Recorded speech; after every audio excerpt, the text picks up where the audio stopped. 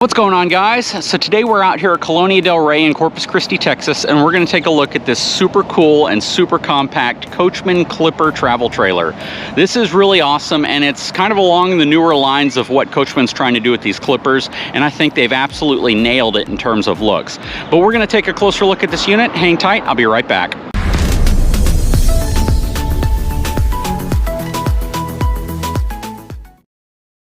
Okay, before we get too much further, let's take a look at the numbers on this unit. So this is going to have a gross vehicle weight rating of about 4,425 pounds. This is going to have a cargo capacity of 990 pounds, and it's going to ride on one 4,000-pound axle with a 14-inch D-rated tire. Now, this, in my opinion, is something that you could tow behind something like a TRX or a Raptor, because you're kind of limited from the hitch weight, right? So something like this is only going to transfer maybe 500 pounds to the back of your truck. But just keep in mind that all the other stuff you put in your truck is going to add on top of that. This is ideal for most of your lighter payload package half tons. Let's take a quick look at the outside of this unit. So first you have a really nice pass-through storage here. And it's actually a very large pass-through storage. Not incredibly tall, but it's definitely very wide, probably 4 feet wide. It's only about a foot tall. Really nice. And you have some pretty good baggage doors on it as well. No slam latches, just a standard twist lock. You have manual scissor style stabilization jacks. This is going to be your water connection right here. And this slide system is kind of the interior slide system, where it's similar to what you might see on the front of some fifth wheels, but yeah, basically the slide system rests underneath a platform that's on the inside of this unit. It's a good slide system, but you generally don't want to put it on larger, heavier slides. And this is a very compact slide, so it's a good slide system for that. Coming around, underneath you have one axle, which is also leaf sprung.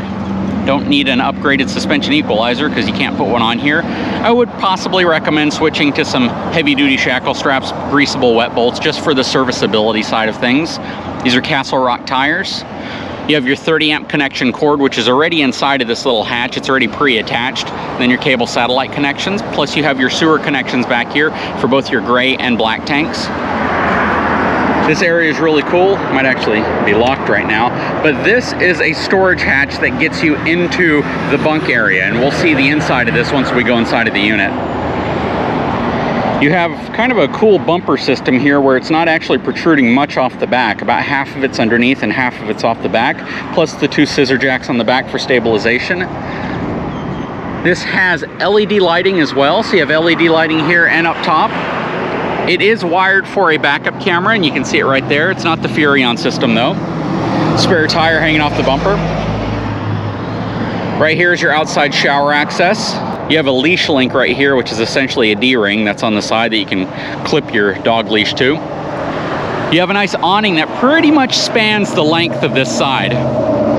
Your low point drains right here to go ahead and relieve the pressure and help drain some of the water out if you're going to winterize your unit. This is going to be the outside of your refrigerator, and then you'll have another vent on top, which you can see right there. This is actually a very efficient way to use a gas electric refrigerator. Right here is the outside of your water heater and the outside of your furnace.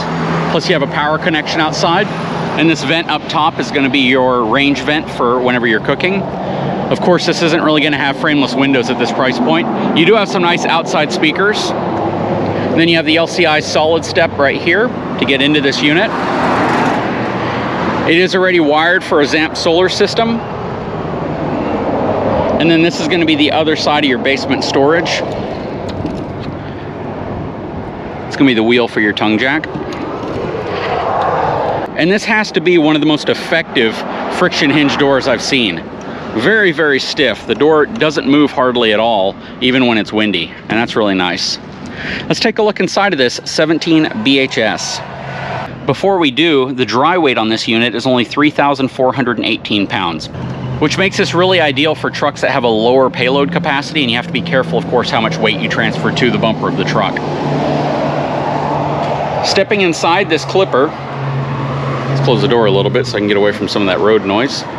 You can see that this unit has an MSRP of $25,528, and it has a sale price of $18,956. Right when you walk into your right, you're going to see a queen size bed. Nice little storage area and some storage cubbies right there, plus some power connections. You have windows on both sides of the bed. You have some nice storage up top here.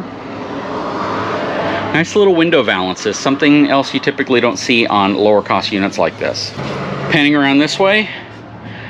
See, so this is the elevated floor system I was talking to you about, where the slide mechanism is actually underneath this floor area. This is going to turn into a bed. So basically you'll lay the tabletop flat after you fold the legs in, and then you put the pillows down, and you could sleep 2 smaller children here. And you could sleep 2 adults here. And in the back, you have 2 bunks. So in reality, you could sleep probably upwards of 2 adults and 4 kids, or maybe 2 adults, 2 teenagers, and a couple smaller kids right here. Comfortably, you don't probably want to go over 4 people in this unit. You have your single Coachmen unit up top. Coming this way, this is going to be one of your bunks down here. You have some storage underneath. And there's that door I was telling you about right here. So this door opens up from the other side, and you can generally pull this bottom bunk out or remove it if you had to, and it gives you the ability to load things like bicycles, you know, other types of toys you might bring with you on board without having to constantly go in and out of the unit. Up here you have your second bunk. These bunks look to be, I'm going to say, about 68 inches long and about 28 inches wide. It's just a guess. Coming around this way, taking a look at the kitchen, you have a fair amount of countertop space. I mean, for a unit this small, you typically are really restricted when it comes to the amount of prep space you have. But part of the reason for that is this really innovative, relatively narrow sink basin. So the sink basin is only about a foot wide. So it gives you significantly more room here for prep, and I think this is perfect. Plus, a 2-burner cooktop is really ideal for a trailer this size. You have all of your controls right here. This is not a ducted air conditioning system, which it really doesn't need to be, since this is really the only room aside from the bathroom, but they do give you a little opening at the top there to allow air to flow into it. You have your compact Greystone microwave. You have some nice storage up here. Gas electric Norcold refrigerator. This is going to be your furnace down here. Again, because of the very short nature of this trailer, you don't really need the ducting system that you might see in a larger unit. Coming into the bathroom, has a reasonable size small RV shower stall, kind of a bathtub. If you have a baby and need a place to wash them, this is a good spot for that. But you can't be too tall in this unit. I'd probably say to comfortably fit inside of the shower stall, you could be upwards of maybe 6'3", including the skylight area. The reason for that is, even though the ceiling is relatively tall, this basin is off the floor by about 5 inches. And then you have a plastic toilet, plus a nice mirror on the back of the door. Probably would have been better to put the mirror right here, or even on this wall right here, because the mirror is kind of high and it might be hard to use for some folks.